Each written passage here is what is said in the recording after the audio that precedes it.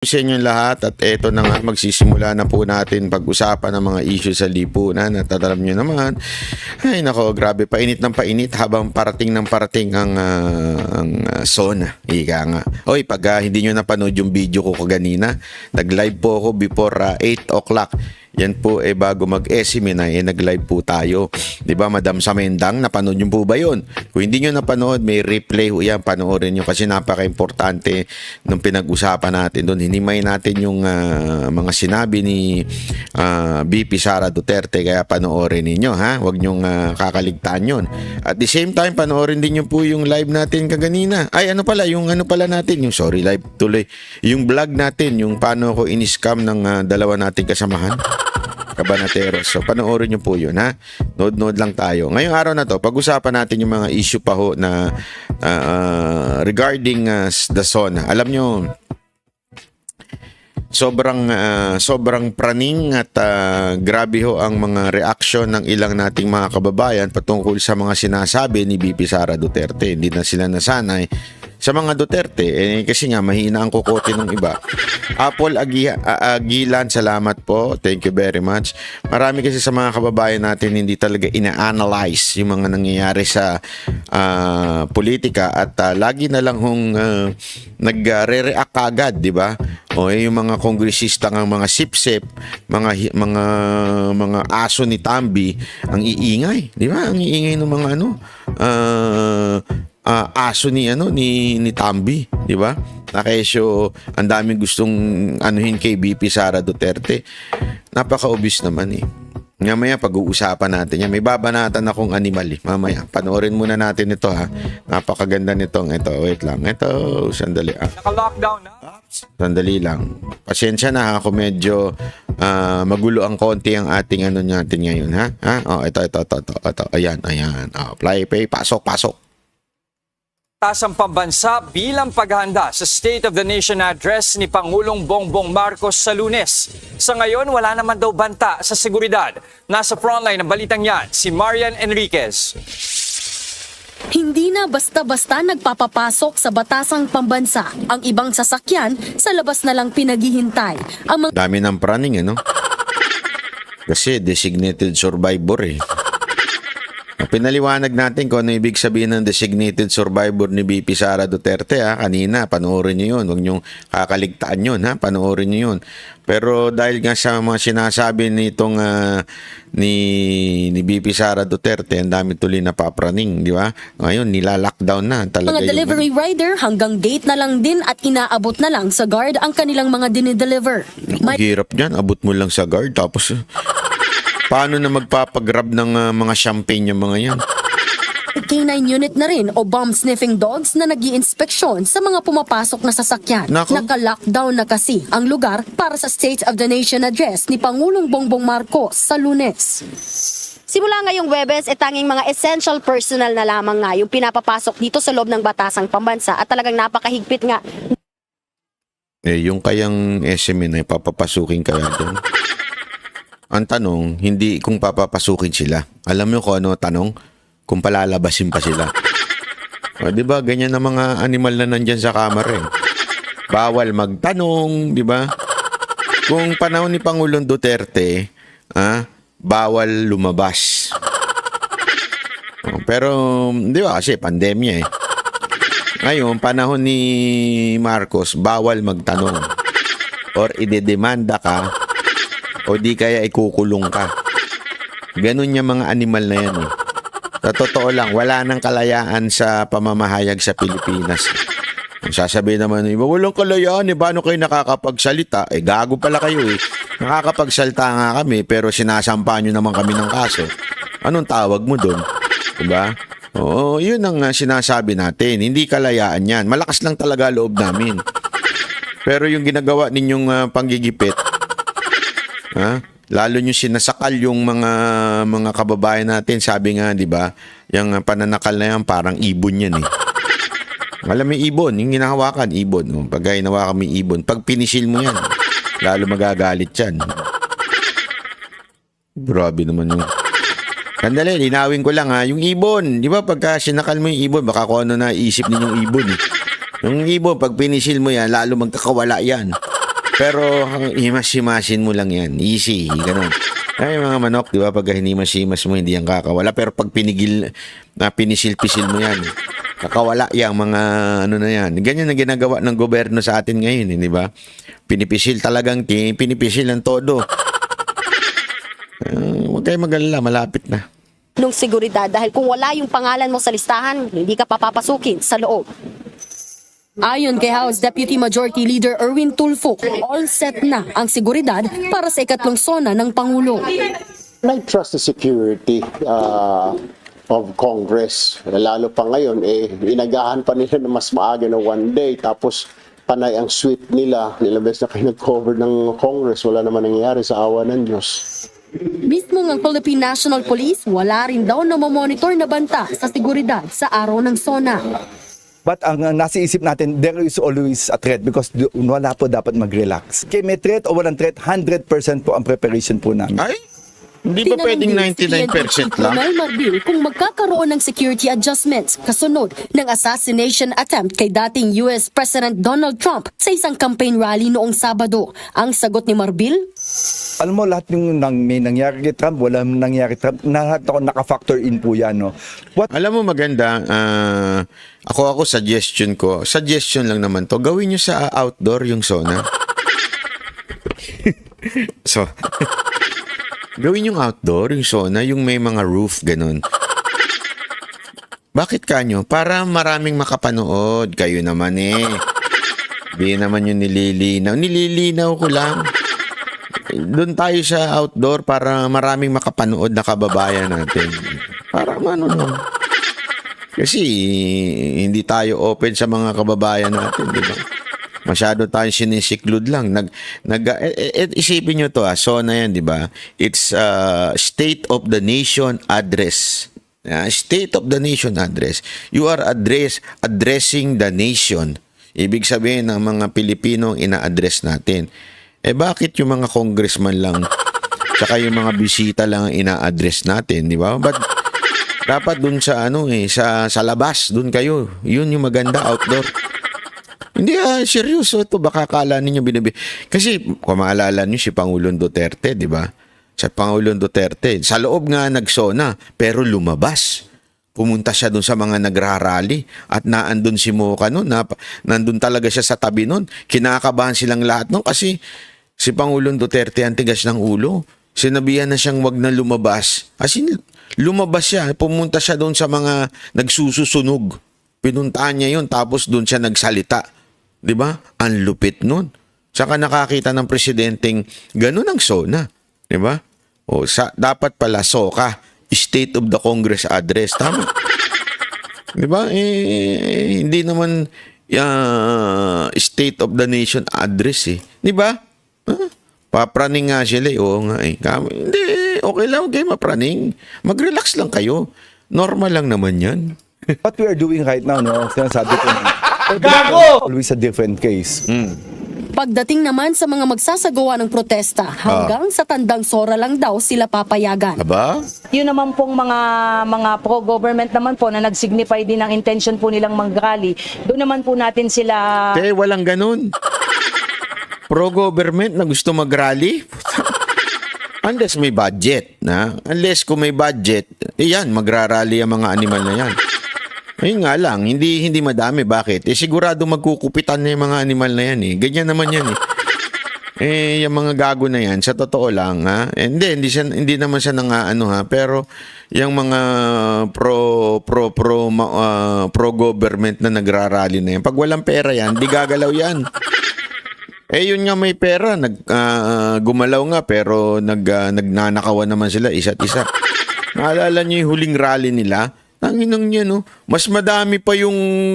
Hindi, totoo, walang biro ito. Yung huling rally nila, yung doon sa Sara Resign Movement, yung mga pautot nilang ganon. Mas marami pa kami nagpunta sa Hong Kong nun Nakita niyo yung sa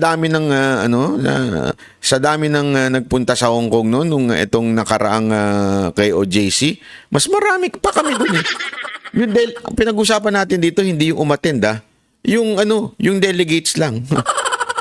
Yung galing lang sa Pilipinas na mga taga KOJC, taga SMNI na nagpunta doon sa Hong Kong. Mas madami pa kaysa sa umatin doon sa rally nila. Kaya, madam, are you imagining? Wag na kayo nag-i-imagine na may pupunta dyan. Pag walang bayad dyan, walang pupunta dyan. Sobra. Wag na kayong yan, katang isip ba yan? No, tuloy. Pipilitin maharang po, at least doon na lang po, hanggang doon na lang po sila doon sa may COA area. So hindi natin sila paglalipitin para medyo maiwasan po yung mga tension po sa magkabilang panig po. Magpapatupad din ng PNP ng gun ban simula Sabado, July 20 hanggang sa July 22 sa buong Metro Manila. Nagbabalita mula sa frontline. Alam mo, iyan ang isang napaka-OA. Sorry ha, napaka-OA niyan. Yan na naman kayo sa gun ban ninyo eh. Hindi sa porket tayo ay meron na alam mo kung bakit? Yung gun ban para sa mga responsible owner lang eh. Meron bang gun ban sa mga kriminal? Di, tanungin ko kayo. Di ba? Gun ban pa kayo. Sinong target niyan? Yung mga responsible gun owner. Pero yung mga kriminal, sa tingin ninyo natatakot sa gun ban? Ay, gun ban, di kami magdadala kasi may mga checkpoint. Walang ganon. Kriminal nga eh. Di ba? Kriminal nga. So, ibig sabihin yan, talagang may daladalang ano po yan, mga baril ho yan, mga animal na yan. Ang tinatanggalan ninyo ng proteksyon ay yung mga matitinong gun owner na tulad namin. 'Di ba? Yun ang tinatanggalan yun ng proteksyon. Wala kaming panlaban kung sakaling may mga, dami-dami pa namang riding in tandem ngayon. 'Di ba? Buti na lang ang sasakyan ko, yung sasakyan ni Elon Musk. Ano bang tawag doon sa sasakyan ni Elon Musk na truck? Yung bulletproof, anong tawag doon? Alam mo, pangarap kong bumili nun. Magkano kaya yun? Hindi, meron silang, di ba si Elon Musk may nilabas na sasakyan na bulletproof pero manipis lang. Ibig sabihin, hindi ganun kasi iba yung mga bulletproof na ginagawa, di ba?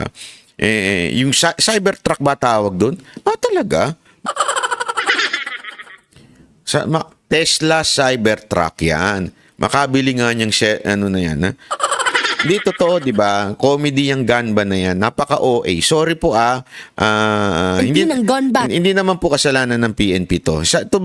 Sigurado inutos lang naman sa kanila to eh. Na, gun ban na lang natin para sigurado. Siguro inutos na naman nung bida-bidang sekretary dyan. Hindi, si sekretary bida-bida naman lagi may pakulo ng ganyan eh. Tapos puro sila security, di ba? Ang tatapang na mga animal na yan kasi nga sila may security, may mga sarili silang mga pulis, pero yung mga iba ay wala. Tapos ginanban nyo pa. Ang hilig nyo talaga sa gangbang, gunban. Sorry na yung bibig ko. Ang hilig nila sa gunban ba? Di ba? Ang hilig-hilig, wala namang naidudulot na tama yung gunban na yan eh. Iba yung dinig ko. Sa gunban. Gunban. Lilinaw ko lang medyo magulo yung yung dating sa inyo. Baka malabo yung transmission eh. Ito si Black Mamba. Oo, talagang in-spelling pa. Black Mamba yung pag-iisip mo Gunban. Okay? Gunban. Linawin natin, gun ban. Patutupad mula Saturday hanggang 22. Ano ba yung 22? Ang OA nyo? Election lang dapat yan. May paganyan-ganyan pa kayo. Diba? 20 to 22. Ano ba yun? Monday 22. 23 pwede na. Ang OA? Ang OA nyo, ha? Pahinto-hinto pero okay lang. Kaya mo na. Okay na yan. Masyado naman kayong huwag na kayong nagagalit. Tsaga-tsaga na lang tayo sa ganitong klaseng connection. Hindi, one day nga, Randel Bunagan.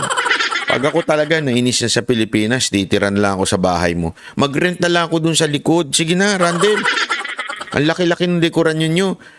Magano lang ako doon, bili tayo nung ano doon, yung parang, yung, ano yun, yung sa truck, ganun, tapos ilagay ko na doon. Ang importante lang naman sa akin, may taihan at merong bidet. Yung mga iba, hindi na importante sa akin yun. Basta may taihan at saka may bidet. Yun lang naman ang importante sa buhay, di ba? Ako nga, gusto ko sana yung ano, yung mga tent, na, ano yung mga tent, di ba? Yung pupunta ka sa mga tent. Ang problema ko lang doon, walang taihan eh. Nasubukan nyo na bang tumais sa dyaryo? Hindi nangyari sa akin yun eh. Dati, nung unang panahon, nag-tent kami ng pamilya namin. Sa beach kami, di ba? Sa Batangas yun. Sa beach kami. Tapos, tinanong ko, saan kami tatay? Maghukay ka. Nang wete. Maghukay ka, lagyan mo ng papel. Ano naman yan eh. Tawag doon, mabubulok naman daw yun. Sabi ko, bulok naman talaga yung tayo ko. Mabubulok yun. Tapos, alam mo, iba pala kung sa tubig ka tumait tsaka sa papel, ano. Yung amoy, pag sa papel, amoy na amoy mo. Try ninyo. Diba? Try nyo. Pag sa tubig, at least na-absorb niya yung amoy. Tapos, paano ka maghuhugas? Dagat naman yun eh. So, pagkatapos mo magpupo, takbo ka na sa dagat. Tapos, doon ka sa tabing, sa may malapit-lapit. Kiss-kiss mo yung puwet mo doon. Baboy, banat ba yun? Hindi ako sa tubig, O bakit tayo na pinag-uusapan? Hindi kasi nakakasawa na yung ganitong gobyerno natin, no? Totoo, nakakasawa na yung ganito. Parang sarap magpunta na lang ng ng ibang lugar, no? Yun ang pinag-uusapan natin, kaya tayo umabot sa tae. Pagpasensya nyo na sa mga kumakain, ha? Kayo naman, yung iba dyan, diri sa tae, no? Parang hindi naman nanggaling sa tiyan nyo yan. Sige, tanungin ko kayo, saan ba galing yung tae? Bago naging tae yan, bago lumabas yan, saan galing? Nasa mga bitukan nyo yan, eh. So wag na kayo mandiri, galing din sa loob nyo yan, eh. Tama, mali. Tuloy natin tong gangbang na to, ha. Ganban. Simula Sabado, July 20 hanggang sa July 22 sa buong Metro Manila. Nagbabalita mula sa Frontline, Marian Enriquez, News Spot. Ayan si Marian Enriquez. Grabe to si Marian Enriquez, ha. Anyway, yan na nga yung praning na po sila sa mga issue dito sa ating bayan. At kitang-kita nyo naman, sila ho ay preparado na. OA nga lang yung pagka-prepare nila, di ba? Preparado na sila sa zona na ito. Nakala nyo naman. Anyway, tama din naman yan ginagawa ninyo. Tama naman yung ginagawa ninyo na mag-prepare kayo. Baka kasi huli nyo na to, eh. Di ba? Huli nyo na. Itong taon na ito. Huling zona nyo na ngayong taon, di ba? Naman, masyado naman kayo. Dadagdagan mo na naman yung kaso.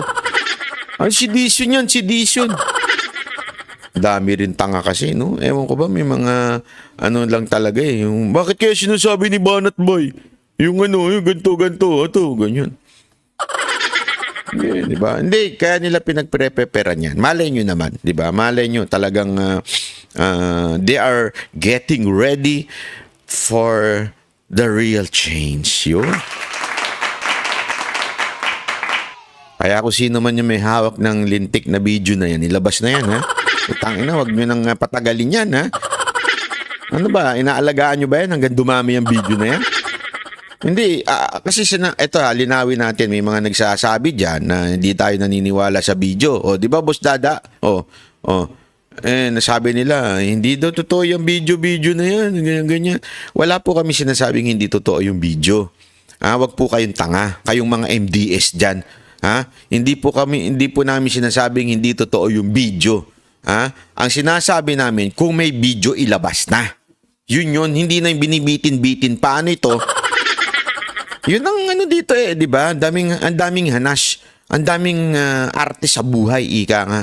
Ang daming drama. Ano tayo? Drama teleserye? Ganun? Ano kayo? Ganyan?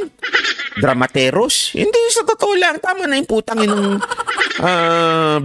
drama-drama na yan. Ilabas na kung ilalabas. Ang daming hanas eh. Di ba? Oh, totoo yung buong ilabas nyo lang. Yun lang naman sa atin. Correct. Di ba, Boss Dada?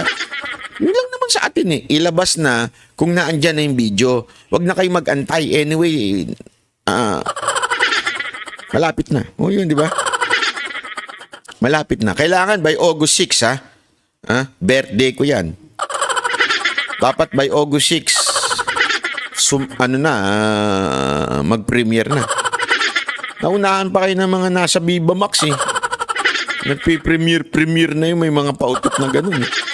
Diba? Pero ano ba yun? Alam mo, dami nagbabanggit yan. Di ako nanonood sa mga ganung katsipan eh.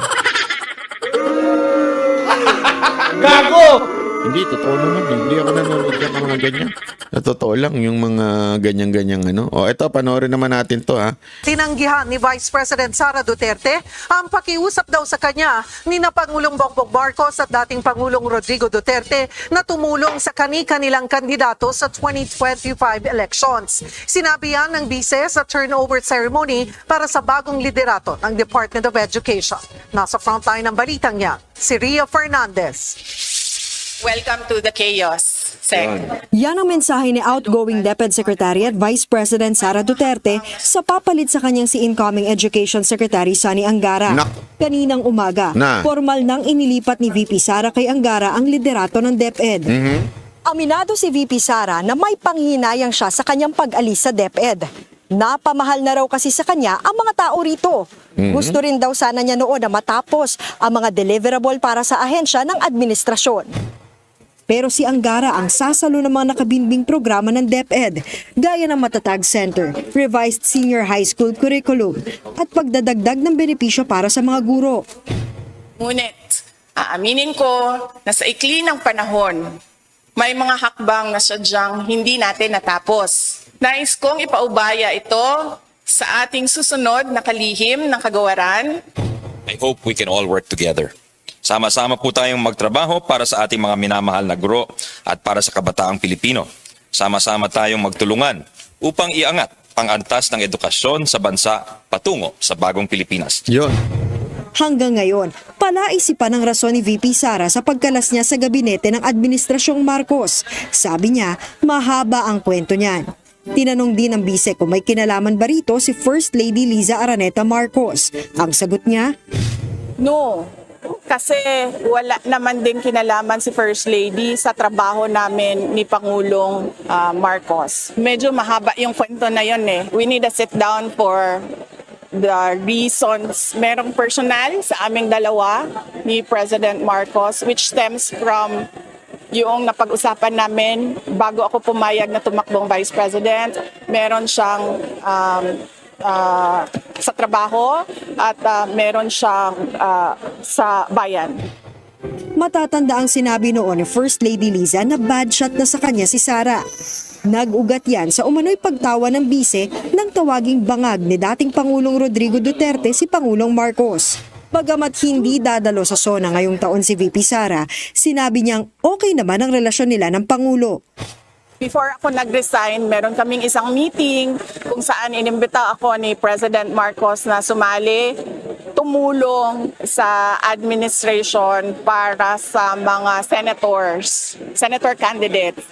At sabi ko sa kanya, sabi ko hindi muna ako sasali sa midterm elections.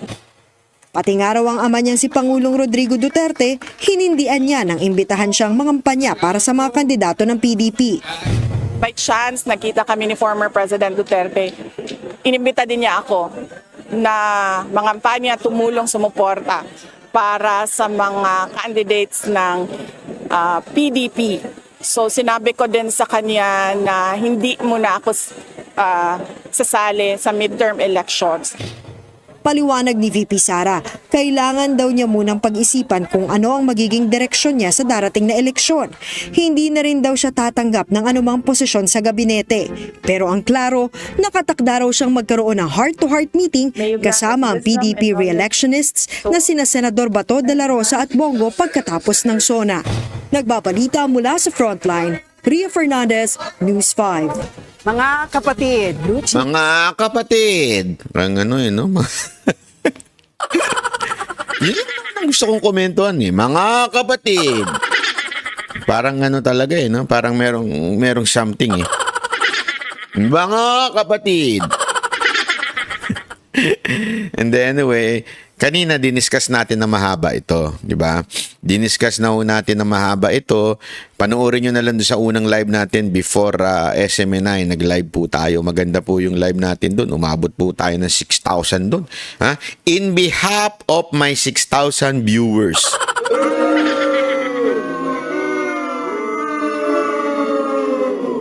No, di ba? Panoorin niyo 'yon.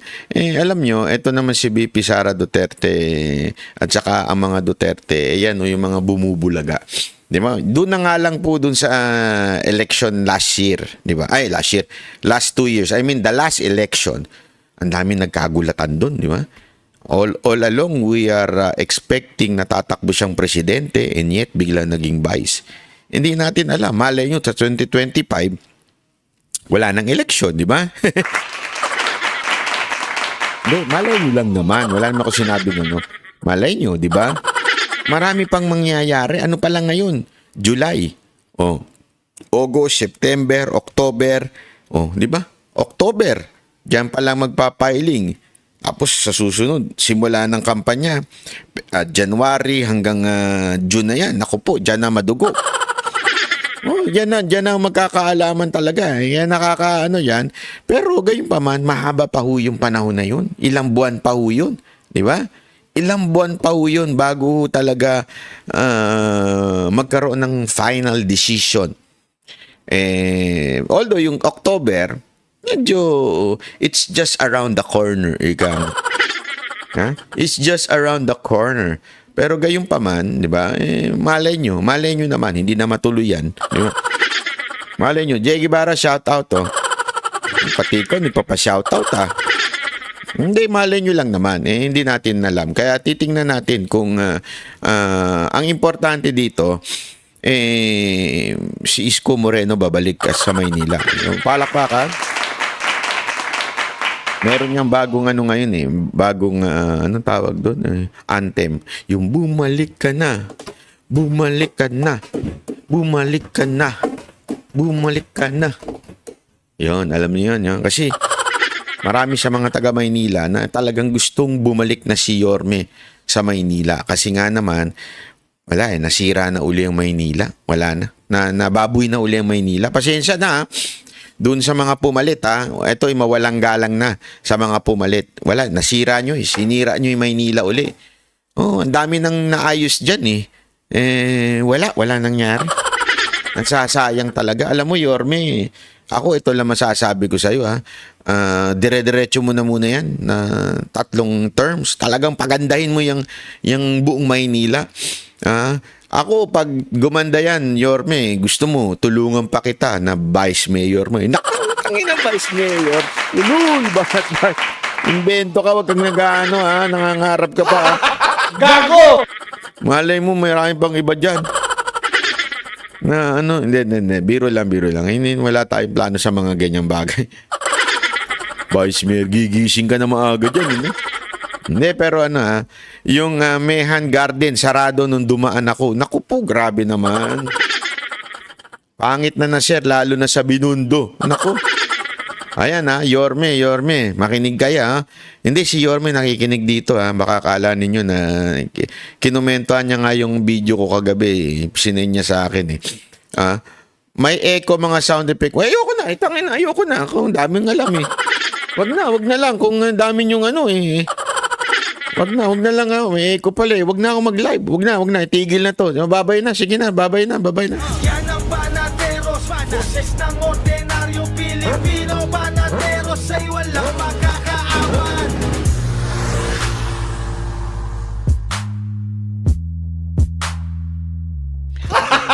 Gago! Bumalik na po ako, huwag kayong ano. Hayaan mo na kasi yan, ang dami mong hanas dyan, eko. Okay na yan. Kayo talaga, buwisit, ako parang, uwi. Ang dami nyo kasing alam eh, okay na yan eh. Oh, di ba? Isko for mayor, correct. Yan ang mga ano natin, di ba? Sana. Oh, anyway, ito pa, panoorin pa natin tong iba pang issue. Hindi tayo masyado mahaba ngayon ha, kasi nag-live naman na tayo kanina. Tapos nag-SMNI pa tayo. Tapos nag-live pa si Boss Dada, nag-live pa si Coach Oli, nag-live pa si Jay Guevara. Sawang-sawa na kayo sa mga boses namin, tsaka sa itsura namin. Ako nga, nagsasawa na sa mga kasama ko eh. Sabi ko, araw-araw ko na lang kayo nakikita. Wala bang vlogger na babae dyan? Puro na lang kayo ang lalaki ninyo. Biro lang. Joke lang po. Biro lang. O ito, may mga makakapalang muka. Mapanoorin natin tong makapalang muka. Binigyan ng Alliance of Concerned Teachers ng bagsak na grado ang Administrasyong Marcos sa unang 2 taon nito pagdating sa sektor ng edukasyon. Sinabi nila yan ilang araw bago ang ikatlong State of the Nation Address ng Pangulo. Para sa detalye, nagbabalita mula sa frontline si Laila Pangilinan. Laila, bakit ganito ang binigay na grado ng Alliance of Concerned Teachers? Mga gago yung mga yan eh. Talagang gano'n na ibibigay niya. Critically unsatisfactory ang performance ng Marcos administration. Ang pangakong dagdag sweldo raw para sa mga guro o kampanya na uwi umano sa barya-baryang umento. Ay nako. Connie, CRC, maraming salamat. Hindi, alam mo, tayo man ay maging oposisyon. Tumututol man tayo sa gobyernong ito. Pero dito sa mga walang yan to, ito, mga salot sa lipunan. Ito, wala nang nagawang mabuti ito sa Pilipinas. Kailangan dito sa mga to talagang masipa na eh. Hindi talaga ito mga to, sorry kahit pagbali-balita rin mo, kunwari, mapa-oposisyon man tayo ngayon, hindi ako sasama sa mga animal na to. Sa totoo lang, pasensya na kung gusto nyo sakyan ko yung mga sinasabi nito, hindi ko sasakyan. Mga yan mga salot sa lipunan niya mga yan, kaya hindi ko talaga sasakyan yung mga yan. Pasensya na, pero wala naman nakitang matino ito mga ito eh. Kahit sa ang gobyerno. Kasi yan naman talaga ang gusto nila eh. Madagdagan ng mapalitan itong gobyerno to. Kasi gusto nila si Joma yung humandle ng gobyernong to eh. I-act Chairperson Vladimir Ketua ang dita mula sa Philippine Statistics Authority o PSA na halos 11 milyon ang out-of-school youth o tinatayang 25% ng kabataang Pilipino. Sa pag-upo raw ni bagong Education Secretary Sonny Angara, mamanahin daw nito ang anilay masalimuot na kalidad ng edukasyon at papasanin ang hinaing ng mga grupo pagdating sa sahod. Pananawagan din ng grupo na kung maaari ay wag na munang ituloy ang matatag curriculum na sisimulan sa darating na school year sa mga piling paaralan. Anila 1 linggo bago magpasukan, parang mga estudyanteng nagkakraming daw ang mga guro dahil sa training nila para sa naturang curriculum. Gayon pa man, looking forward daw ang Alliance of Concerned Teachers sa pag-upo ni Angara bilang Education Secretary dahil una nang nagmungkahi ang senador ng salary upgrade para sa mga guro noong 18th Congress. Muling nirefile ito ni Angara sa 19th Congress at nakahain pa rin sa Senado ang panukalang batas. Nikki? Laila, gaya nga ng mga nakikita natin noong nakaraang mga taon at kasunod nga ng mga hinaing na nabanggit, may plano nga ba itong Alliance of Concerned Teachers na magprotesta muli sa SONA ngayong Lunes? Oo, gaya rin ng mga nakaraang taon, Nikki, wala rin pagbabago yan. Sasali raw ang grupo sa mga kilos protesta sa July 22 para raw yan mapaigting pa ang panawagan nila for substantial salary increases, mas mataas na budget para sa sektor at proteksyon ng kanilang mga karapatan. Pero alam mo ba, Nikki, bago yan, mag-zumba daw muna sila sa Quezon City Circle bago ang kanilang Solidarity March sa July 22. Nikki? Maraming salamat, Laila Pangilinan. Mga kapatid, ako po si... Ang daming pautot, talaga magsusumba pa. Alam nyo, kayo, bago kayo magsalita ng ganyang kadami-dami, ayusin nyo muna yung ninyo, yung pagiging convicted child abuser ng isang kasamahan ninyo. 'Di ba? Actually, 'di ba tayo nga una nagsabi nito na dapat itong kasi nung lumabas yung issue ng convicted si Franz Castro na child abuser. Nagkaroon kaagad ng SMNI. Tayo na nagsabi dyan pinuna kaagad natin tong si Romualdez. Di ba? Kung si Kong Tebes nga na hindi convicted, ibig sabihin na ayon sa ating batas, kung ikaw ay hindi convicted, ikaw ay inosente. Di ba? Ganun ang ating batas. Gayunpaman, tinanggal nyo sa pagiging kongresista ito si Tebes. Hindi ko pinagtatanggol si Tebes, that's not my point here. My point here is, ito, convicted child abuser. Bakit hindi nyo tanggalin? Takot ka ba, Romualdez? Hindi, ako nagtatanong lang Naku, banat ba? Nagtanong ka na naman. Nagtanong ka na naman, banat bay. Hindi, Franz Castro ako'y nagtatanong lang. At saka ikaw, Romualdez, nagtatanong ba? Ano bang meron sa inyo? At bakit hindi mo matanggal-tanggal ito na isang convicted child abuser? Korte ho nagsabi Ano to? Takot ka dahil baka mamaya kumontra na yung mga yan sa'yo? Which is ginagawa naman nila yan talaga Di ba? Anong siste? Bakit hindi mo matanggal? V kaibigan. Uy. Mga to siguro, mga vegan siguro ito. Di ba tama? V kaibigan. Convicted, lock her up. Naku, grabe ang taray. Hindi, alam mo, diyan nga tayo nagtataka Mantakin mo isipin mo to mga animal na si Ontiveros. Ontiveros, makinig ka makinig ka sa akin, sasabihin kong babae ka, umayos ka. Ikaw, kesyo champion ka for mga children, sinasabi mo si Pastor Kibuloy, bla bla bla, ganito. Gaga ka ba? Nagtatanong lang naman ako, kung gaga ka. Tatanong lang to, Tanong lang. Si Pastor Kibuloy hindi pa convicted na child abuse yung kaso niya. Pero kung makahunting kayo todo-todo. Eto si Franz Castro. Convicted. Convicted. Ibig sabihin, siya ho ay hinatulan na ng husgado. Bakit di mo makundina? Akala ko ba labang ka ng mga nagcha-child abuse. Bakit di mo mapuna-puna itong si Franz Castro? Gaga ka ba? Nagtatanong lang. Nagtatanong lang po ako Hindi kasi, hindi mura yun Baka akala ninyo mura yung salitang gaga. Iba, may meaning po yun.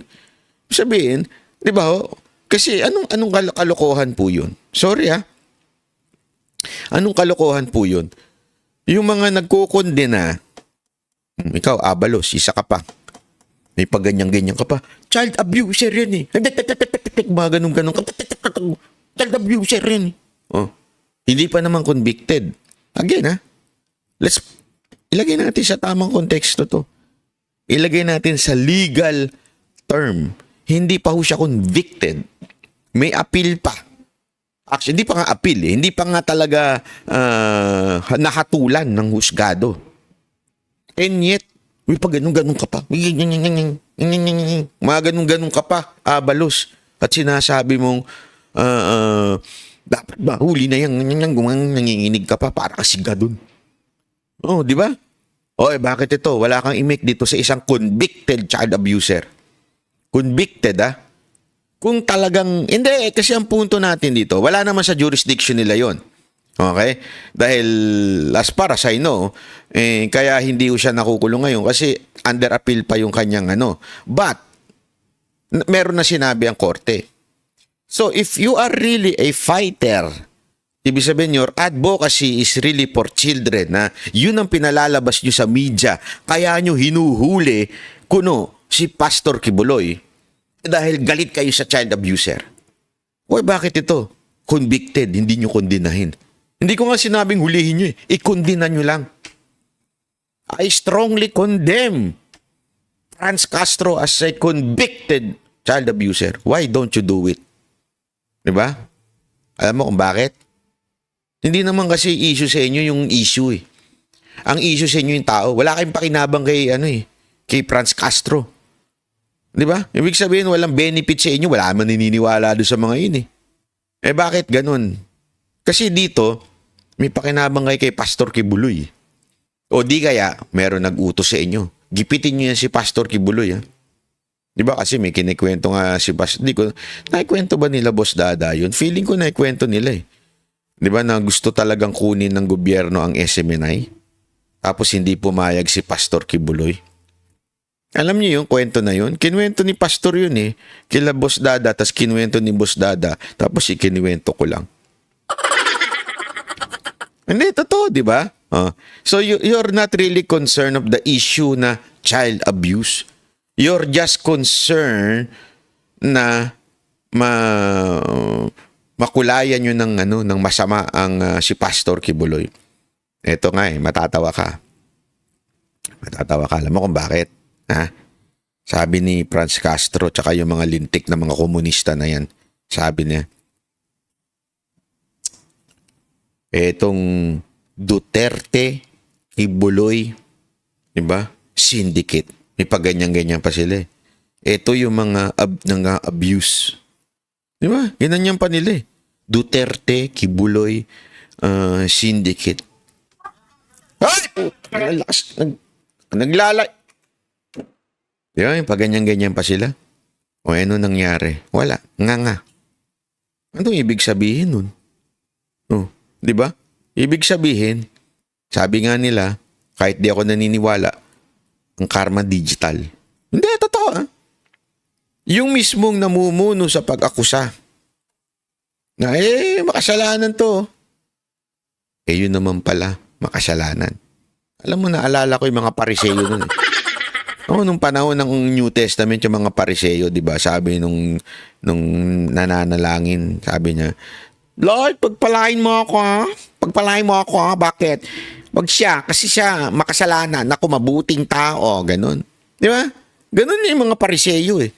Ako, mabuting tao, masamang tao yun. Ako ang pagpalain mo. Yung pala, pag hinubaran mo, yung tiningnan mong kaloob-looban, ayun. Yun ang tunay na convicted child abuser na booking. Yan ang tinatawag na. Hindi, ito walang biro. That's what you call God works in a mysterious way. Ika nga. Hindi, yung mga, kasi dito mo makikita talaga sabi ko, grabe, Grabe rin yung, talagang God works in a mysterious ways. Ito, mga taga kay OGC, alam niyo, sigurado ako, sinasabi sa inyo ni Pastor Kibuloy yan. Yung pagkundi na ng todo-todo. Meron pa ngang sinabi si Abalos Sabi ni Abalos, kayo mga taga kay OGC, huwag niyong ginagamit na pangsangga mga kabataan. Kala mo talagang alam mo yung concern sa kabataan, ginagamit na pananggala ang mga kabataan. Parang ganun, galit na galit si Abalos, di ba? O eto, nasa tabi mo. Nasa tabi ninyo. Katabi ninyo sa sa mga pagtitipon dyan sa kamera. Convicted child abuser, hindi nyo makundina. Anong tawag sa inyo? Ha? Hindi, ako, nagtatanong lang ako, Secretary Abalos. Tanong lang ulito, anong tawag sa inyo?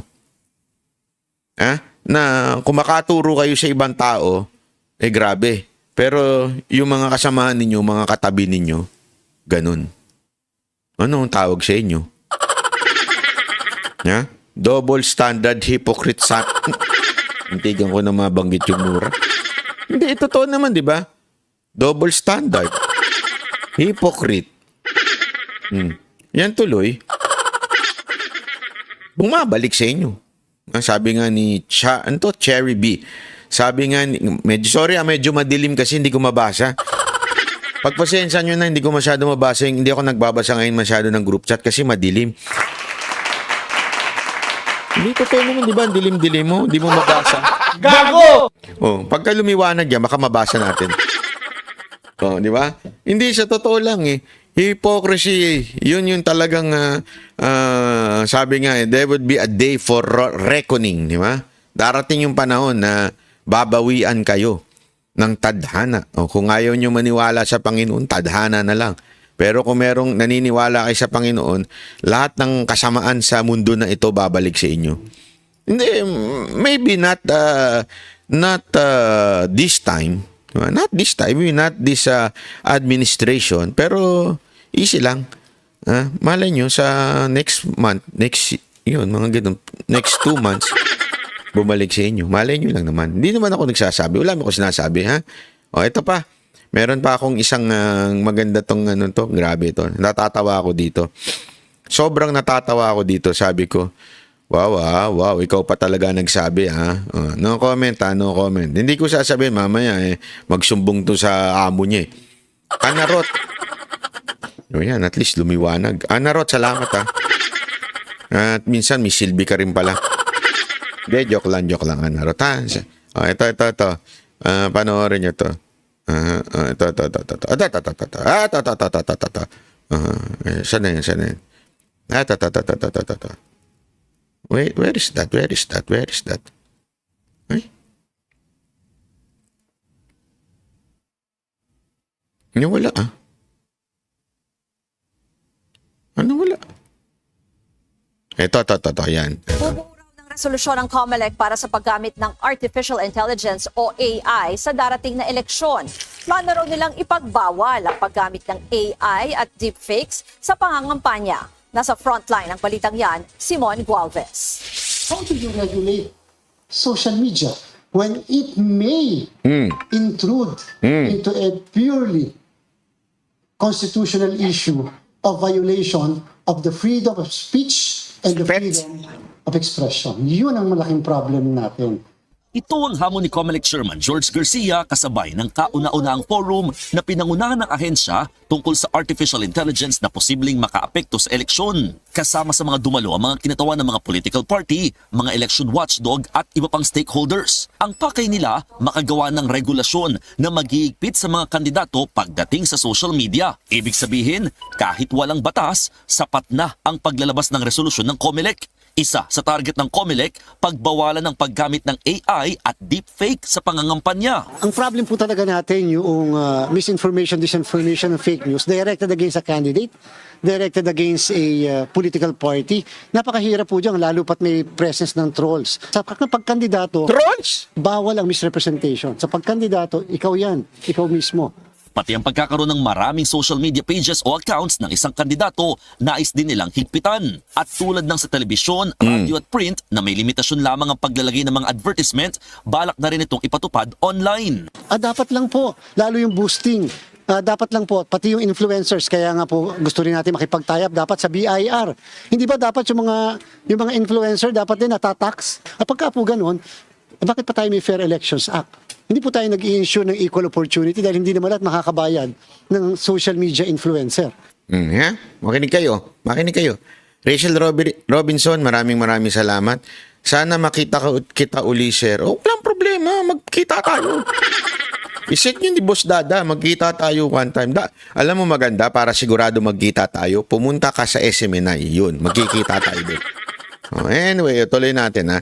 Sabi nito, kasi nagiging problema, kasi meron tayong batas. Naintindihan ko naman yung sinasabi ni Attorney George o itong si COMELEC chairman na meron kasi tayong batas yung dapat fair. Kaya nga nililimitahan lang ang mga advertisement, di ba? May advertisement tayong nililimitahan. Okay?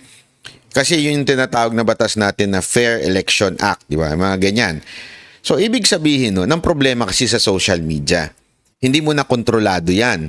Kasi remember, kaya nga social media is www, di ba dyan? www.facebook.com. Ibig sabihin yan, World Wide Web. So, hindi mo makokontrol ang Facebook, hindi mo makokontrol ang kung anumang platform. Mapakahirap niyan, lalo na pag ginamit mo yung AI, di ba? Ito matindi dyan. Okay? Ito matindi dyan. Pag gumamit na sila ng mga influencer, alam naman natin ngayon pa lang di ba si Bungal na booking na. Di ba? May video yun, may audio. Panoorin nyo pala si by the way, panoorin nyo si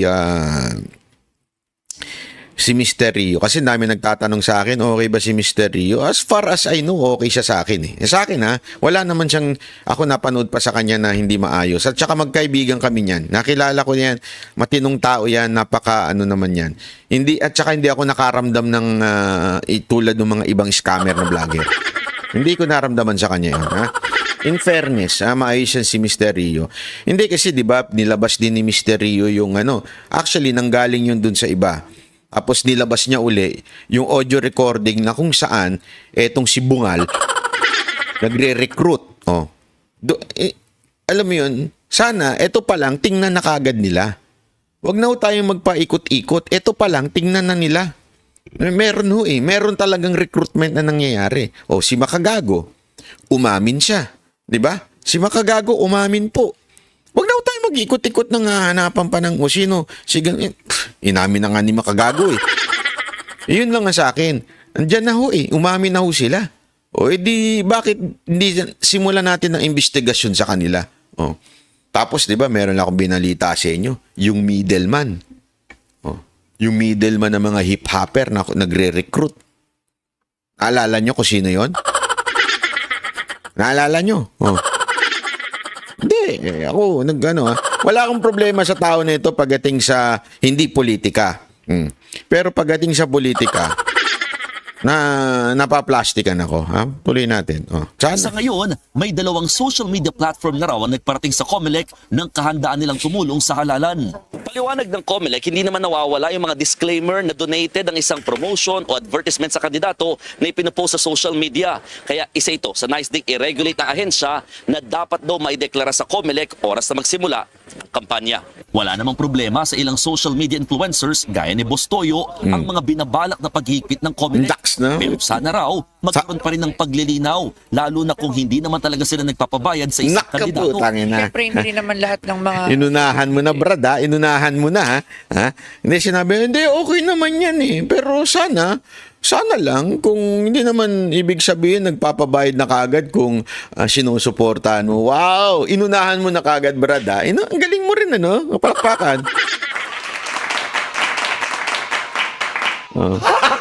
Gago! Sandali, Banat Boy, baka sabihin mo, bakit kayo mga political vlogger? So, ibig mo bang sabihin, porkit inaano nyo si BP Sara Duterte, hindi kayo bayad ni BP Sara Duterte? Sandali lang, mga kaibigan. Kami, wala pang eleksyon, ganito na kami. Nagigets nyo? Wala pang eleksyon. Actually, if you would see us, we're consistent. Diba? We're consistent ever since 2015 hanggang ngayon. Tuloy-tuloy yung political vlogging namin eh. Hindi kami nagbabago. Hindi nga kami bumababa eh. Ibig sabihin, hindi kami yung maghihinay-hinay muna kasi walang eleksyon. Walang ganun. Tuloy-tuloy kami. Sa katunayan, ang humihinay-hinay sa amin, yung mga sarili naming mga vlog, yung mga adventure namin. Tama, mali. Pero ito, pinangungunahan niya na kaagad na, sandali, kung kaibigan namin yun, yung ano, sabi nga, pumipiyo ka agad, nagiging defensive. Defensive ka, Boss Toyo? Tanong lang. Influencer na katulad ko, may bayad. So, hindi na, yung iba, kaibigan na before pa maging sikat. Nang utanginan niya na. Kaibigan na daw bago ba Kaibigan? Hindi. Ito lang ako, nagtatanong lang ako, boss. Ito, seryosong tanong lang to, ha? Hindi, kasi baka sabihin nyo, bakit nagano yung mga kagers dyan, nagano kay boss? So, wala akong problema sa kanya in terms of non-political content. Pero kasi, napaka-obvious yung mga ganitong klaseng diskarte, mga sabihin mo na, kaibigan naman namin, paano kung nga kaibigan namin, gusto namin i-promote, blah, blah, blah. Kung kaibigan mo yan, ngayon mo lang babanggitin, parating ang eleksyon. Ano to? Nanggagago ba tayo? Hindi. Alam mo yun, kung maloloko mo yung mga followers mo, sige, maloko mo. Pero yung mga tao mga utak, kaibigan mo, never mo na mention. Mami-mention mo lang siya during the campaign. Tapos sasabihin mo, we are not paid. Hindi, ako yung nagtatanong lang, ha. Nagigets nyo yung logic. Di ba? Ako, kaibigan ko si Isko. Yeah? As in, kaibigan ko si Isko. Hindi nyo ba nakikita kahit hindi ko siya kandidato, paulit-ulit kong binabanggit siya, from time to time, nababanggit ko siya? Kasi kaibigan ko eh. Nagigets nyo? Diba? Yun ang talagang totoong kaibigan mo. Kaya pag may naalala ka na, oh, maganda to, ganito. O, naalala mo ngayon si Isko, diba? Sasabihin mo ito. Pero yung out of nowhere, hindi ka political vlogger, tapos sasabihin mo, pagdating ng kampanya, bigla ka ganito, magsasabi ka ng ganyan, ganyan, tapos sasabihin mo kaibigan mo. Sinong niloko mo? Sinong ginago mo? Sinong ginawa mong tanga? Gets? Diyan pa lang, kitang-kita mo na dumedefensive ka na, ibig sabihin, may plano kayo. Oh, tama, mali. Di ba? Mia Morex, salamat po. Thank you very much, ha? Salamat. Kasi alam mo, Boy Toyo. Ano mo pangalan to? Boss Toyo. Ayokong tawagin Boss Toyo to eh. Boy Toyo na lang, pwede ba? Kasi si Boss Dada ang naalala ko eh. Lian mo, Orsine, salamat po. Hindi, di ba? Boy Toyo. Ito lang ha, pansinin mo ha. Hindi namang masama kasi. Aminin nyo na lang yung katotohanan. Aminin nyo na lang ho yung katotohanan. Hindi, katulad di ba ni Makagago. Mas re-respetuhin ko ba si Makagago kaysa sa'yo kung sakasakali ha? Kung sakasakali lang naman.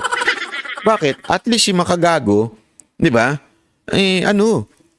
Inamin niya. Bayaran ako eh. Oh. At least umamin. Tama, mali. Oh, at least sinabi niya, bayaran talaga ako eh. Wala tayong magagawa. Bayaran ako eh. Oh. Ito, gagamitin mo yung content mo, tapos sasabihin mo, wala, kaibigan mo lang. Sige, again, wala po akong sinasabing binabayaran si Boy Toyo, ha? Wala akong sinasabing ganun. Kaya lang, hindi ako maniniwala na wala. Ano ko to eh? This is my opinion.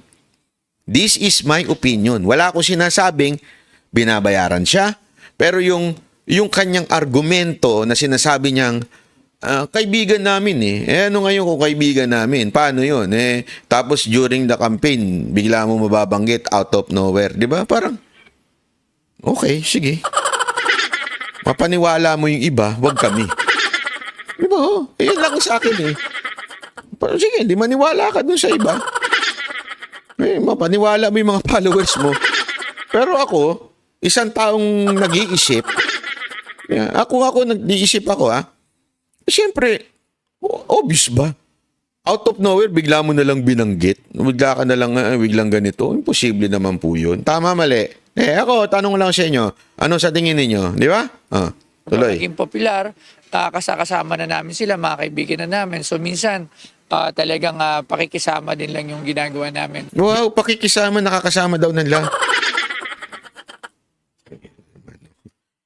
Ay, naku, no comment talaga. No comment. Nakikisama kasi mga kaibigan naman nila, pakikisama na lang daw yung kanilang gagawin.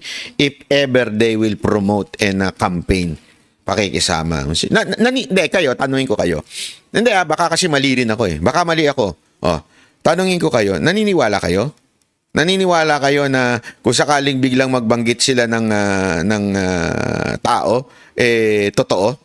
Hindi, tanong lang ako sa inyo ha. Naniniwala kayo na pag nagbanggit sila ng mga tao ay walang halong negosyo doon? Yun ay because kaibigan lang nila. Ha? Sabi ni Diego Latigo, ginagawa tayo kasing tanga niyan. Oo nga eh, sabi ko nga. Tanungin ko kayo. Kayong tatanungin ko yung mga komento ninyo, sabihin nyo dyan. Para lang putol-putol lang video, di tapon mo na. Gano'n lang naman kasimple, mga share, mga ma'am. Pag putol-putol ang video, may echo, malabo internet, lag ako, tapon nyo na yung cellphone nyo. Huwag na kayong manood. Ganun na lang kasimple. Ha? Joke lang po ha. Init ng ulo ni Banat. Pati mga viewers, binabanatan. Hindi kasi ganun ako. Para wala nang arte, pagka may nakita kayo, ang pangit ng video ni Banat ba yun? Naglalag, pangit ng boses, di malabo. Di tapon na lang. Okay na yun sa akin. Putol-putol. Di tapon na lang yung mga cellphone. Okay na yan. Anyway, hindi, sabi tuloy ng iba ni Lodi. Hindi, joke ko lang po kayo. Huwag kayo ha. Huwag nyo itapon yung cellphone nyo, ibigay nyo lang sa akin. Hindi, biro lang. I-repress nyo lang. Repress lang yan. Lagi ganun. Pag naglalaglag, yung laglag, di ba? Yung laglag, yung nag-i-stop mo, whatever. May napapansin kayong i-repress nyo lang. Kasi pansin niyo kayo lang nagre-reklamo. Yung iba, nakikidig. Ibig sabihin, hindi ko naman sinasabing reklamador kayo, ha? Hindi ko sinasabing ganun. Ang sinasabi ko lang, pag kayo lang ang nakakakita ng masama, o nakakakita ng hindi maganda dun sa reception ng inyong cellphone, ibig sabihin, there is something wrong. To be honest, medyo naglalag, boss. Kumbaga, fluctuating. Oo nga eh. Napansin ko rin naman yan. Kaya lang, wala tayong magagawa dyan. Siguro kung ganyan talaga, gawin natin, itapon na lang natin yung mga cellphone natin. Pare-pareho. Gusto nyo, sabay, pati yung laptop ko, itapon ko na rin eh. Wala tayong magawa eh. Ganun talaga eh. Wala eh. Ganyan ang internet sa Pilipinas. So, anyway, ibaba nga natin. Gawin na nating 500 kbps tong animal na to. Ayan Ayan, 1,000 na lang. Pag yan pa, naglaglag eh. Ay, grabe. Totoo ba yan? Ako po, Sir Banat, na nakawan ng cellphone habang nakikinig sa inyo last 20. Saan ka nag-cellphone nun? Huwag kasi kayo mag-cellphone sa ano. Palitan ng cellphone niya, Nanarot. Palitan. Pakipalitan. Pakitawagan niya yung si, palitan niyo yung cellphone. Sige na, Nanarot. Huwag ka na umarte. Ha? Oo. Ito, tuloy natin si Boss Toyo. Gayunman, handa rin naman silang ideklara sa pamahalaan ng mga posibleng kitain sa pangangampanya. Nakatak na magsagwa ng iba pang forum ang COMELEC sa mga darating na araw. Sa 2 linggo naman ng Agosto, balak ilabas ang regulasyon. Alam mo, sa totoo lang, simple lang naman ito eh. Kung gusto talagang, sorry COMELEC kung gusto nyo talagang mabuking, etong mga silipin nyo sa tax yung mga influencer. Silipin nyo yung tax nila kung nagbabayad. Kasi yayabang niya mga yan, nagpapakita na sobra daming mga Silipin nyo yung binabayaran nila sa BIR. Madali lang naman, totoo lang kung seryoso yung ganitong campaign, tingnan ninyo yung BIR nila. Kaya nga ako minsan nasisisi ako eh. Hindi totoo sa minsan nakakapagsisi, no? Yung pinili nating kandidato kuripot, no? Totoo, walang biro. Yung pinili nating kandidato, kasi mga Duterte, sa totoo lang, kuripot po sila eh. Wala ho silang yung pabonus. Walang ganun, yung mga, wala kang talaga eh. Tapos, sinamahan mo pa ng SBG. Hindi, si SBG, kuripot din yan. Pero matulungin. Matulungin sa matulungin, okay. Pero hindi katulad yan ng mga Romualdez, iba yan. Ibang level yung mga yan, di ba? Mga Romualdez. Yung mga katulad nila. Ayoko nang sabayin si Saldi ko, mamaya ko ano na naman maisip niya. Di ba? Wala naman ko sinasabing, hindi kasi pag binanggit mo si Saldi ko, masyadong sensitive siya eh. Di ba? Wala naman tayo sinasabing, kaya ayoko nang siyang sabihin eh. Hindi ko na lang siya sasabihin, si Romualdez na lang. Di ba? Itong mga natin, kaya nga, lakas ng loob ko sabihin na silipin nyo yung mga tax. Kasi diyan mo malalaman sa mga tax. Di ba?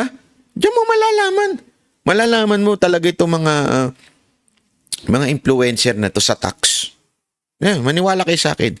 Sa tax yan, ayusin nyo yung tax niyan. Naku po, maniwala ka. Ang dami nyo mahuhuli dyan.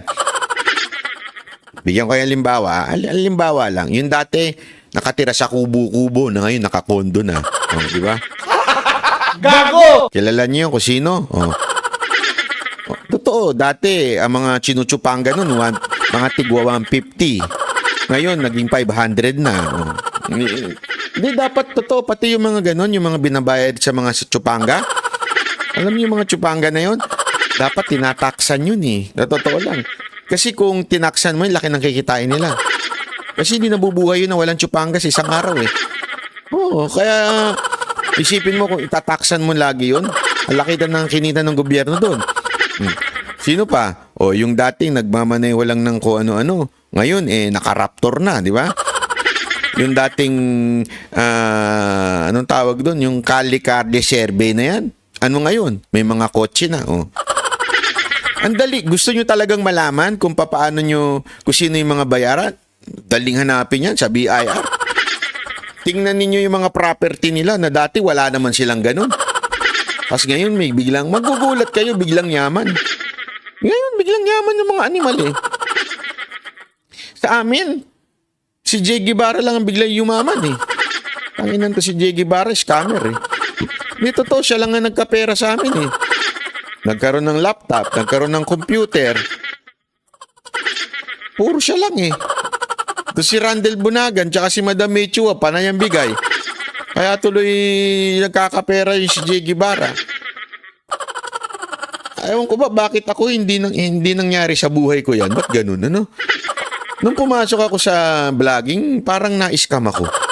Feeling ko lang naman ha, feeling ko lang naman. Naubos ang pera ko eh. Lalo na nagkaroon ng banateros, medyo nagsisisi nga ako eh. Sabi ko, ba't ba ako nagtayo ng banateros? Lalong naubos ang pera ko ah. Hindi, minsan kasi, alam mo yung minsan nangyayari na hindi mo akalain, alam mo yung maganda naman yung puso mo, gusto mo lang naman magtayo ng banateros, tapos biglang one day, isang araw, in-scam ka na. Diba? Mga ganun ba? Kung hindi nyo maintindihan sinasabi ko, in-upload ko yun. Video na yun. Commercial lang pala yun eh, no? Grabe si Banat Bay, nang-commercial. Commercial lang po yun sa vlog ko, okay? Para lang sa kaalaman ninyo. Oh, ito. Tuloy na natin. Ano pa bang issue? Ito. Ito pa, issue. Tingnan natin ha. Ito kasi maraming issue ngayon eh. Ano pa bang issue? Ito. Ito. Yan, ito. Special report. Yan. Dapat na bang i-ban o ipagbawal ang Philippine Offshore Gaming Operators o POGO? Isa yan sa mga may init na usapin ngayon kasunod ng pagkakaugnay ng mga ito sa krimen. Para sa ilang eksperto at mambabatas, matinding banta sa seguridad ang mga POGO. Narito ang Frontline Special Report. Yun! Nakong puso.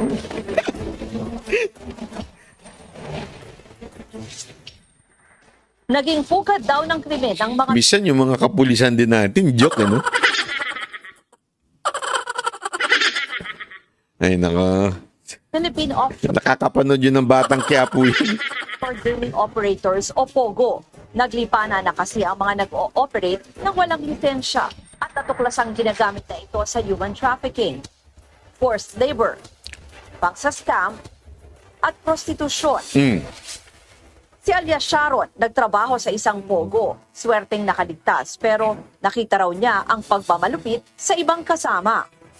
After 1 week, she knows they scam. The management take her to another room, let her see they beat another people, and told her, if you doesn't want to work, we will beat you like. Sa suwat ni Pangulong Bongbong Marcos noong 2023, wala siyang naging pahayag tungkol sa POGO. Saan po yung bahay ninyo nung ipinanganak kayo? Your Honor, hindi ko na po alam. Tila teleserye na sinubaybayan ng publiko ang mga hearing sa Senado at kung paano sasagutin ni suspended Bamban Tarlac Mayor Alice Go ang mga tanong. Paniwala ng ilang senador, isa siyang Chinese national at malaki raw ang papel niya kung paano nakapasok ang mga umano'y sindikato na operators ng POGO sa Pilipinas. Ayon sa PAGCOR mula 2022, mahigit 10 ang na-raid na illegal na POGO. Paniwala naman ng PAOK, posibleng umabot pa sa 300 ang patuloy na nag-ooperate ngayon na illegal na POGO sa bansa. Pero sabi ng PAGCOR, nasa 43 lang ang lisensyadong POGO sa ngayon at mahigpit raw nila yung binabantayan. Actually, yung POGO kasi was just a temporary intervention kasi nga nagkaroon ng COVID. At the time, we needed some cash para mag-generate. Nanggaling na po sa bibig ng PAGCOR. It was just a temporary. Kasi 'di ba sinisisi nila si Duterte dito sa POGO? It's just temporary nung panahon na may pandemya tayo and we needed the money. Sila na ho nagsabi. Tapos yung mga tatanga-tangang ensimada vlogger isisisi kay Pangulong Duterte sa administrasyon niya yung POGO. 'Di ba? Temporary yun eh. Dapat itinigil nyo na. After opening the economy, dapat in-stop na yun. Ito eksaktong inabutan na ng administrasyon ni Marcos. So, ang tanong ngayon, Kuya, maghanap ka na ng trabaho. Yun ang tanong. Bakit? Kasi kunontra mo. Hindi. Biro lang, Kuya. Biro lang.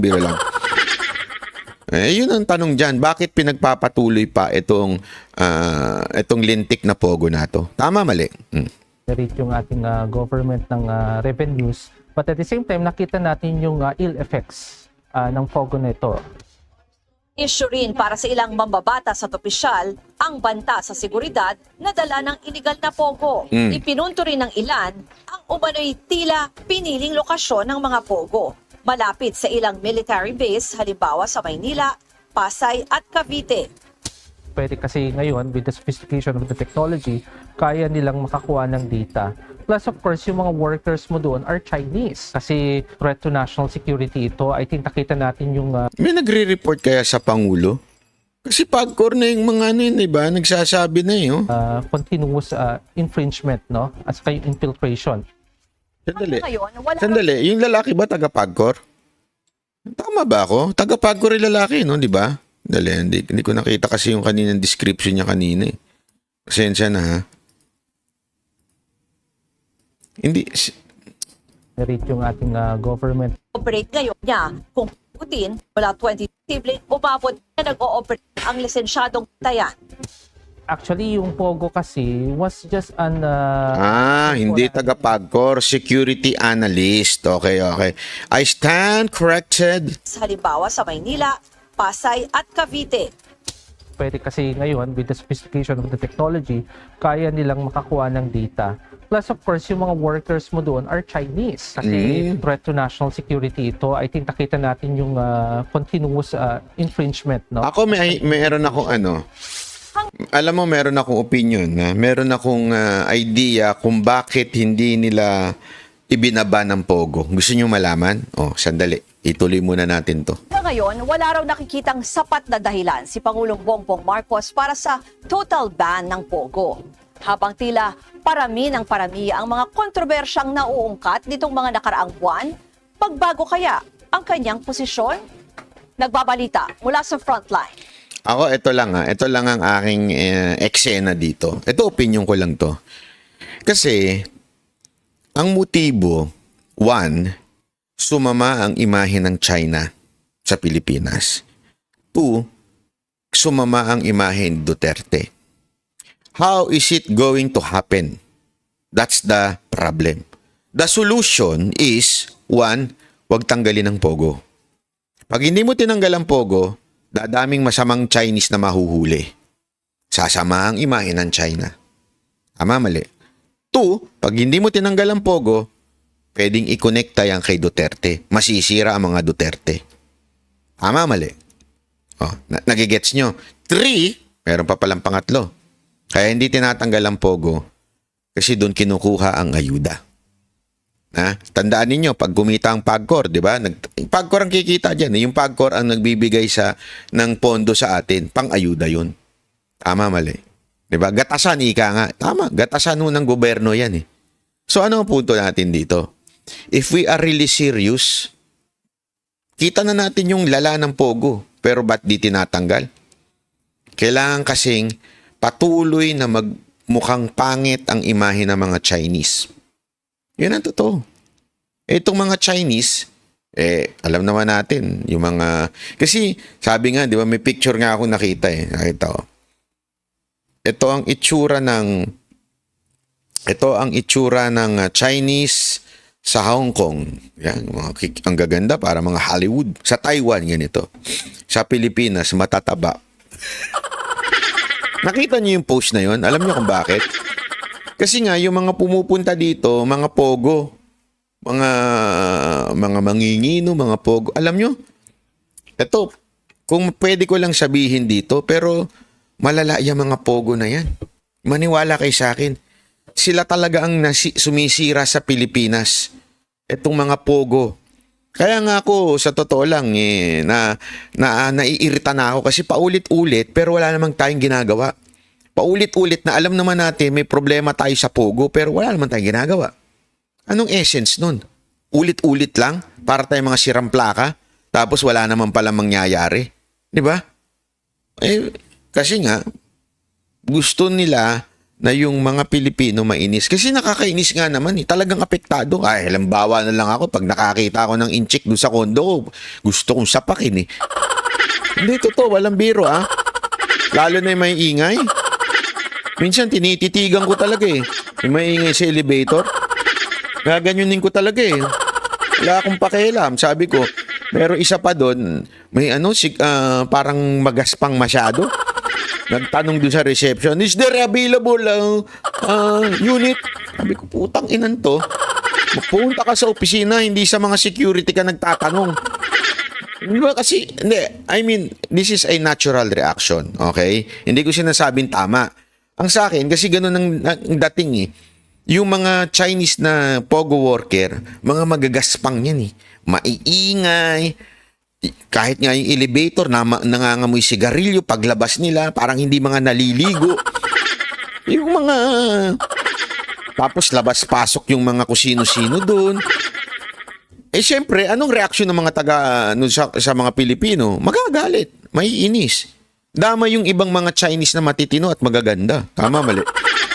Hindi kasi dati, kung maalala ninyo ang imahe ng mga Chinese, ang gaganda yung mga yan.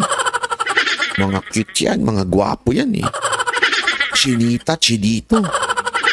Tama, mali, di ba? Ganun natin i-define ng mga mga Chinese sa Pilipinas, yung mga chinito, chinita. Yeah? Ngayon, pag sinabi mong Chinese, ano na itsura? Ang tataba, nangungulangot, ang iingay. Yeah? Naiba eh. Bakit? Kasi nga, yung dinadala natin dito na galing mga pogo, mga kriminal sa ibang bansa. Diba? Oh. Tapos, pag pumangit na itsura nila sa atin, I mean, yung imahe nila sa atin, iko-connecta nila ngayon. China, Duterte. China, Sara Duterte. Ganyan ang packaging nila eh. China, Duterte. Oh. Meron pa silang pinakakalat pa nila yung video ni BP Sara Duterte na chotal ha, chanyang nyo, chongang ha, changang ha. Di ba? Pinapakalat pa nila yung video na yun eh. Para ipakita na, tingnan nyo na, pag nilagay nyo ang Duterte, lalong lalala ang Chinese sa Pilipinas. Eh, siyempre, tanga yung mga Pilipino. Sorry hindi lahat. Pero maraming mga tangang Pilipino naniniwala sa propaganda ng mga ensimada vlogger. Yung mga bangag vlogger, naniniwala sila eh. Oh, tingnan nyo na. Pagka inilagay nyo dyan si BP Sara Duterte, lalong dadami Chinese. Pero pagka si Romualdez ang inilagay nyo, magiging statesman ang Pilipinas. Oh, di ba? Ganyan na mga bangag vloggers. O, di ba? Totoo naman eh. Huwag tayo magloko-lokohan. Sa totoo lang, boss, dugyot ang mga Chinese. Oh, I mean, lalong-lalo na yung mga yung mga walang breed. Kasi alam mo, eto noong unang panahon naman, yung mga Chinese-Filipino, hindi ko sila dugyot Yung mga Chinese-Filipino, na, di ba yan, alala ko nga sa school namin nun eh. Pag may chinita, at saka meron mga chinito, sila yung mga heartthrob eh. Di ba? Sila yung karas ng bayan eh. Pero ngayon, na? Iba na eh. Kasi binago na imahe ng mga pogo. Kaya hindi tinatanggal yung pogo. Para tuluyang tayong magalit sa mga Chinese na hindi naman dapat sana. Nagkataon lang itong mga pogo workers ay mga outcast yan doon sa kanilang bansa. Tama, mali. Alam mo na ang motibo ng pamahalaan na ito. Di ba? Ganyan talaga eh. Wala tayong magawa. Anyway, maraming salamat. Kita-kits ulit tayo bukas. Ano na ba bukas? Biyernes na. Grabe, bilis talaga ng araw. No? Pagkatas ng Biyernes, Saturday na. Pagkatas ng Saturday, Sunday na. No? Ang bilis talaga ng araw. Pagkatas ng Sunday, Monday na. Iba na presidente. Joke lang. Gago! Biro lang Kayo naman, mamaya, masyado kayong Sandali Linawin ko lang sa gobyernong ito. Komedyante po ako So yung mga sinasabi ko dito, comedy lang Huwag kayo nagpapaniwala. Baka mamaya, si Banat Bay, may sinasabi na naman ganito. Si Banat Bay, ano na naman ng ganyan. Komedyante po ako, hindi po ako siniseryoso. Sabi nga ng mga bakla sa mga stand-up comedian, pag sineryoso nyo mga bakla at mga joke namin dito, mas bakla kayo sa amin. Diba? Ay ako ganun din Pag sineryoso nyo ako, masira ang ulo nyo sa akin. Linawin ko lang yun Okay? Ay maraming salamat. God bless everyone. See you tomorrow. Bye-bye.